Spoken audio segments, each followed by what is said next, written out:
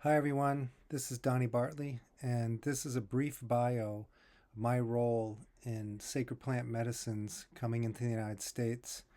I had a role to play starting in 1988. So, my name's Donnie Bartley. I was an original member of the first ayahuasca church in the United States in Cambridge, Mass. In the late 1980s. My friends and roommates had traveled to Brazil and participated in ayahuasca ceremonies, and they were moved to bring the ceremonies back to share with the community in Mass. I was called in a very serious and strong way to participate and to learn about this ancient sacred medicine and the traditional use for healing, spiritual learning, and for praying. The ayahuasca medicine and the ceremonies were described to me as being from the earth, our mother, and as having a focus to connect with nature as a powerful and healing, life giving mother. Participation in the ayahuasca ceremonies immediately gave me tremendous healing, insight, and transformation. The 27 years of my life to that point included severe violent trauma inflicted on me starting in very early childhood, extreme psychological and emotional challenges as a result, and struggles with self medication, alcohol, and other substances. My life since then, since my first ayahuasca experience in January of 1989, has been a path of healing and transformation that all started with participation in that first ceremony, and then in many subsequent ayahuasca and other traditional plant medicine and ceremonies in the decades since. In May of 1990, myself and my roommate Rex were arrested by the federal agents in Cambridge, Mass. After Rex picked up a shipment of about 10 gallons of ayahuasca from Logan Airport. The arrest was extremely dramatic. Dozens of agents waving large guns and screaming at the top of their lungs for us to get on the ground, get on the ground. I spent about a month in Danbury Federal Prison being held without any charges, and Rex spent a couple of months there until each one of us were released on $250,000 bail each. We were eventually indicted for possession of dimethyltryptamine with intent to distribute. We were portrayed as drug dealers, and we understood that the charges could result in federal prison time of up to 20 years if convicted.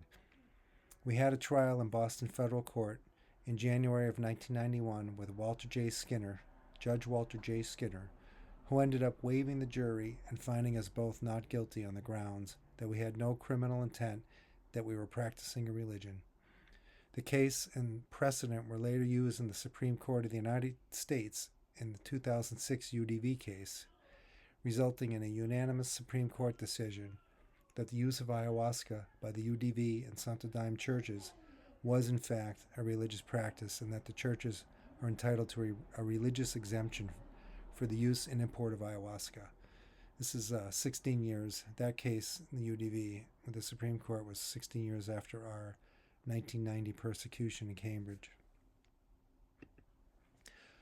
Over these decades, I've watched the evolution of ayahuasca and other medicine ceremonies spread in the US and worldwide.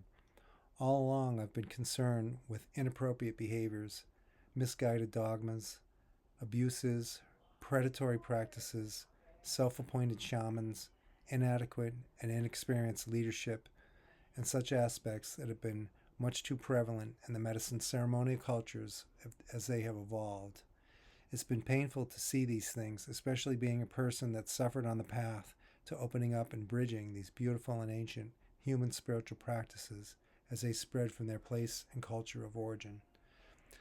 I'd like to be a voice for the positive aspects of the use of sacred medicines, and at the same time a loud voice in opposition to any abuses and confusions perpetrated by anyone, anywhere around the use of sacred medicines in ceremony space and communities, and in the healing arenas as well. Recently, my interest and supports have shifted to psychedelic-assisted therapies, facilitated by credentialed, clinically trained practitioners. I strongly believe that the medicines can help many human beings in ways that no other treatments or practices can fully achieve, by being able to use the medicines in safe, therapeutic settings with appropriate, credentialed support, without dogma, without abuses and predation. I also believe that any psychedelic-assisted therapy practitioners and that any medicine ceremony facilitators, they must be doing their own work. They must be walking the walk and not just talking the talk. Otherwise, such practitioners and facilitators have no place in facilitation.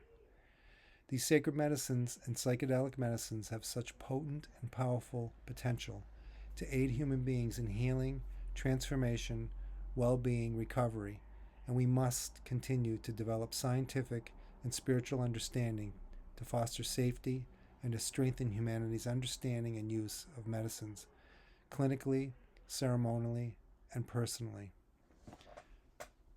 Thanks for listening, and here's some information. I'm on YouTube, Donnie Gardner Bartley, Music is Medicine. You'll find this posting there, a few songs, and some other mind dump descriptions of the history that I just described. A couple hours of more details. It's my email address, and that's my current business card. Donnie Gardner Bartley, author, inspirational music, information technology professional, currently a graduate student. Music inspired by sacred plant medicine ceremony is my email, my phone number, and on YouTube, Donnie Gardner Bartley, Music is Medicine. Thanks. Wellness to all. Aho. Thank you.